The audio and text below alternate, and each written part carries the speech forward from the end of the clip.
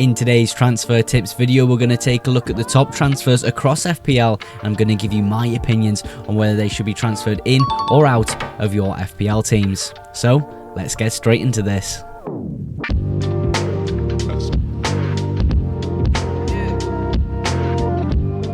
Welcome to today's transfer tips video. If you are new around here, feel free to subscribe. If you do enjoy today's video, make sure you like the video as well. Those two things massively support the channel. But we're going to kick things off with Erling Braut Haaland after an impressive performance in the derby fixture against Manchester United at home. 2 goals in the game, and of course everyone is going to pay attention to that, especially after an amazing start to the season. I think people are ignoring the fact that they do have Arsenal away from home in game week 5. I think it's definitely worth paying attention to. I think the actual transfer in point for Erling Haaland is probably game week 6, and I think that's why wildcard 6 is a very popular strategy right now in FPL that people are talking about doing.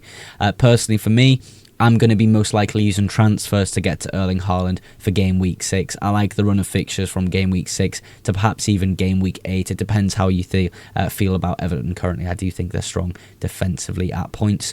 Overall, Haaland, though, his data really strong. City looked decent, bit of hit and miss at the start of the season, but maybe they can come into a stride now of a good string of games, of winning games. We'll see how they do against Arsenal this game week though, but Erling Haaland definitely deserves a place in our FPL teams right now. It's almost becoming a meme now to own Ollie Watkins in FPL. I never expected Villa, Ollie Watkins, Morgan Rogers, these players in our FPL teams to be this bad. Thank God I didn't start the season with him, because if I was in the situation to whether to buy or sell Ollie Watkins right now, I'd be completely torn. I've kind of got a consensus though to come to in just a second here, but I want to give you a bit of food for thought here. Depends on what type of manager you are really. I think if you look through the lens of fixtures, you look at those fixtures and go, Sunderland, yeah, decent. Fulham at home, not too bad, it's a home fixture. Burnley, Spurs, you'd keep them absolutely just based on fixtures alone. You then look at form, you look through the lens of form, they've been terrible. Absolutely terrible. Not scoring a goal in the Premier League yet. Honestly, they look so bad. You would instantly sell them if you just looked at form. I think if we combine those things together and try get to a conclusion here, I feel as though if you're planning to sell Ollie Watkins, this is the week to do so. I feel as though people are saying Sunderland away is a good fixture for Ollie Watkins and Aston Villa. I would say otherwise. I mean, I am biased. I'm a Sunderland fan, I know. But going up to the Stadium of Light after being so poor in the Premier League, I don't know. I feel as though Sunderland can get something from this fixture. I'm going to go watch the game actually this weekend. If you're planning to keep him though and like the fixtures, I think you have to commit to keeping Ollie Watkins up until game week 8 and then sell him before Spurs away from home. It's such a shame that Ollie Watkins has been so poor at the start of the season. Everyone thought he was going to be amazing. Sadly not. Let me know in the comments if you own him. What have you done with him? Have you sold him? It's probably likely you've sold him because of the amount of frustration he's caused us in our FPL teams. Semenyo just looks like the perfect FPL player right now. He's doing unbelievably well for Bournemouth. He's taking penalties for Bournemouth, which I did not expect whatsoever. I expect Evan Nielsen to take them, but he's taken them instead. I mean, if Cliver isn't on the pitch, it looks like he's the guy. 7.5 million, getting a lot of price rises already to start the season, and I did not expect this at all, but how on earth is he 40% owned? I think everyone has seen how well he's done and just jumped on in the first few weeks. And that was a very good move. He's been incredible. And of course, that XG there is very good. We're obviously dealing with a very small sample size at the moment with just 4 games played, so I don't tend to focus too much on data right now.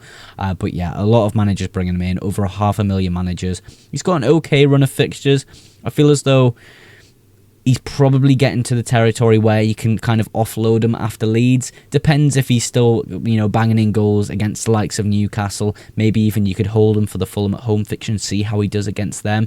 I feel as though He's done it against big sides, so you could theoretically hold him through some of these harder fixtures. He's maybe just a set-and-forget player for this season in particular. Is this his breakout season in the Premier League? Obviously, he had an amazing one last season for Bournemouth as well. Overall, though, Semenyo is an absolute demon and someone I'm considering in FPL for Game Week 6, Game Week 7. People selling Reijnders in FPL right now was a big shock to me.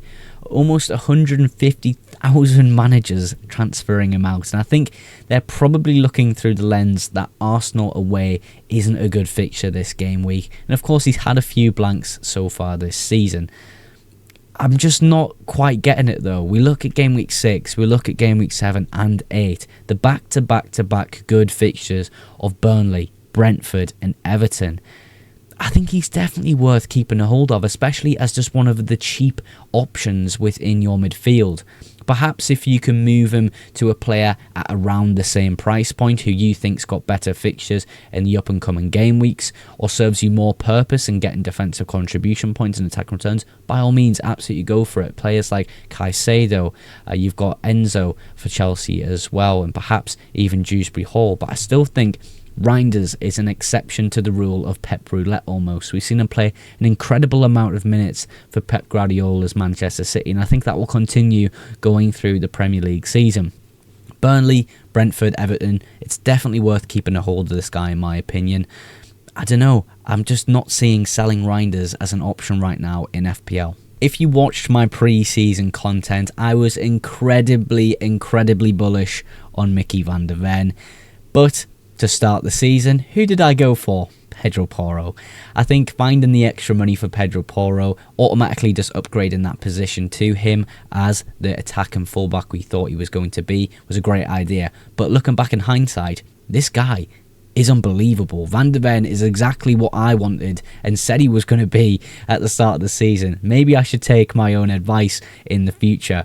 But 4.7 million now in FPL. I didn't realise how many teams actually owned him. 30% of all managers in FPL own this guy. And over 250,000 transfers this game week. After a massive game week in the previous one, I do think that affects sort of FPL managers' view on things. Of course, if players do incredibly well the week before, they always get transferred in quite a lot. But I think this guy has purpose in the sense that he's got good fixtures coming up. He's got decent data behind him. I feel as though his defensive contribution actions are very low for a centre-back, which is maybe concerning if you're looking for a consistent defensive contributions player. People like Tarkowski, Senesi, Anderson as well, provide extremely consistent defensive contribution numbers, whereas Van der Ven won't probably do that for you in your FPL team. You're looking at more so clean sheets and perhaps attack and returns like we've seen at the weekend against West Ham.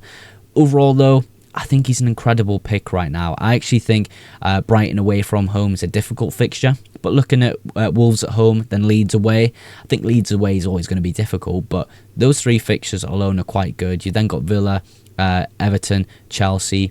I think Van der Ven's a decent buy right now in FPL. I asked the founder of Night Managers, the best performing AI algorithm in the game, who is your hidden gem for the game week? And they replied with Bryan Mbeumo. We've looked into it a little bit, and I have to say I agree. Over the next short few weeks we have of good fixtures for Manchester United in Game Week 6 and Game Week 7 especially. We compared the data across the board to other midfielders in the game, and I have to say I'm incredibly shocked with how good Bryan Mbeumo's underlying data is for Manchester United. I mean, when I watch the games, I always see Bryan Mbeumo try create stuff. He has unbelievable chances, but nothing seems to have hit the back of the net just yet for Bryan Mbeumo. But still, we look at this. If you compare the numbers, he's just behind Erling Haaland in terms of attacking data within the Premier League. Of course, Erling Haaland is in a league of his own with incredible data to start the season, but Bryan Mbeumo is actually a really decent second option in terms of a data algorithm-based pick. I was impressed to see this data. I don't know how you feel about it. Let me know in the comments. If you are interested in having access to the best performing AI tool in the game in Night Managers, luckily I have a 2 free week trial currently for them. If you click the link in the description and use code FPLMOGS, you get 2 free weeks of Night Manager services. If you do enjoy them, it also gives you 20% off your first build month if you choose to go ahead with a membership. But Bryan Mbeumo as a hidden pick for the next 2 weeks, 3 weeks, I really don't mind it. Tomorrow afternoon you can expect my team selection video for game week 5, so make sure you're looking out for that. I always outro my videos with a massive thank you to you guys at home for supporting the FPL Mugs YouTube channel. Of course, if you did enjoy today's video, go ahead and drop a like, and if you aren't yet subscribed, make sure you're subscribed for future FPL content and deadline streams. But that is absolutely everything for today's video. Thank you again so much for watching, and I will catch you in the next one. Bye for now.